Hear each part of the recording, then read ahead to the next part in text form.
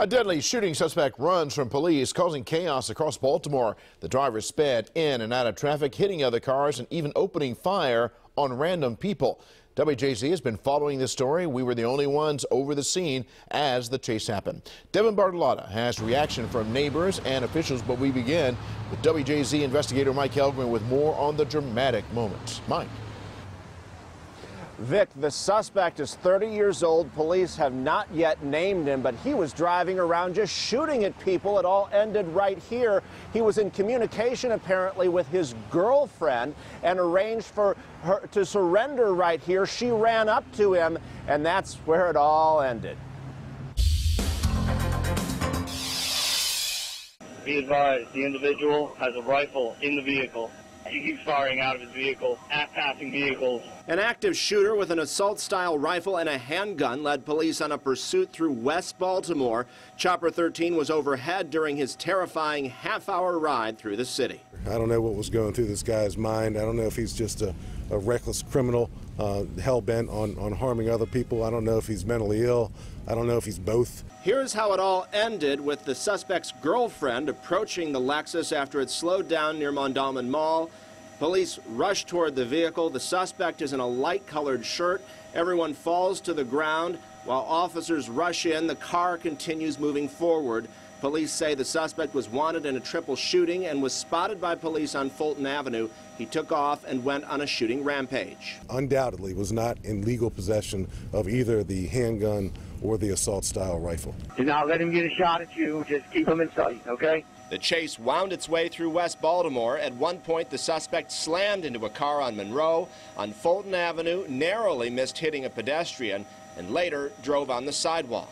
The suspect fired as he drove through the city, shooting a man in the leg on North Avenue, shooting a person in the upper body who was in a vehicle. The passenger there went into cardiac arrest. Police also say an officer suffered a leg injury. You can see him being put into a stretcher. Police defended their actions as appropriate, saying their pursuit saved lives. It's absolutely insane, absolutely crazy. You guys saw it from the air. What possessed this guy to do this, I have no idea. But obviously he's someone we want off the streets. The commissioner praised the response as textbook. Now, these are the two weapons that were in the suspect's vehicle. This is that assault-style rifle that you can see from the back to the front seat laid out over the car. And this is the handgun that was in that vehicle. The commissioner has said he believes these are illegal weapons. And we do have an update on the person who was most seriously injured, the civilian who was shot. Has been stabilized right now. That officer, though, is still in a lot of pain with leg injuries. Reporting live in West Baltimore, Mike Helgren, WJZ. All right, thank you, Mike. Now let's go to Devin Bartolotta. She has reaction to this dangerous chase. Devin? Denise, if you were anywhere near West Baltimore today, it was hard to miss this chase. We are at the very busy intersection of Gwynns Falls Parkway and Reisterstown Road, only steps from Mondawmin Mall. That means there were a lot of witnesses, and they had a lot to say. It was a citywide spectacle. Whoa. Feel like something off a video game. WJZ in the thick of the car chase that sent bullets flying and stunned Charm City. Have you ever seen anything like this? In movies. All eyes in West Baltimore locked in on a massive police presence racing down Reisterstown Road as officers closed in on a suspected active shooter, recklessly tearing through the streets for miles.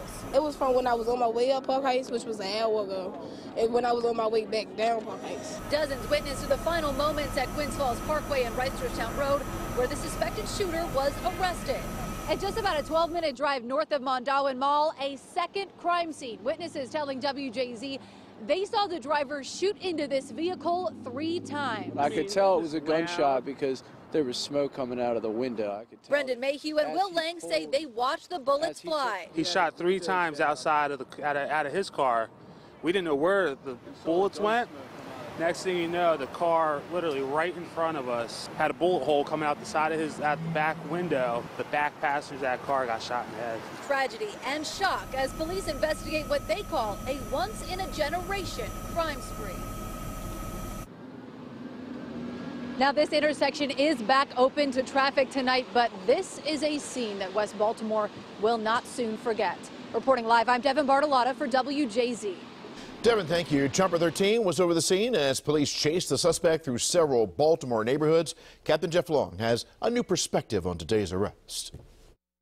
This is where it all started. This is Wabash and Rogers, taking a look at this police scene where there was a shooting, and it looks like the car that has the police tape draped over the top of it actually has windows shot out. Now, from this point, there was a pursuit. It went southbound from this area in Northwest, and it went all the way down into West Baltimore, and at one point it went into Southwest over by Montgomery Park, and the furthest south they got was almost to Montgomery Park, southbound on Monroe. The car had to make a U-turn and double back. They did several U-turns throughout this chase. They ended up coming back up into West Baltimore, into Northwest, and they worked up Park Heights Avenue a few times, back down Reisterstown Road, in and out between those roads, finally ending up in front of the Mondawmin Mall, where the car appeared to have lost the ability to continue on its own. The police made an arrest. They approached the car by foot, dragged the suspect out. Then the car went through the intersection and ended up up against the curb. Now, one police officer, it appeared, received some sort of an injury. They were able to transport that police officer to the hospital, and that's where it all came to an end, and that was on Reisterstown Road at Gwynns Falls Parkway. Reporting from Chopper 13, I'm Captain Jeff Long. Back to you.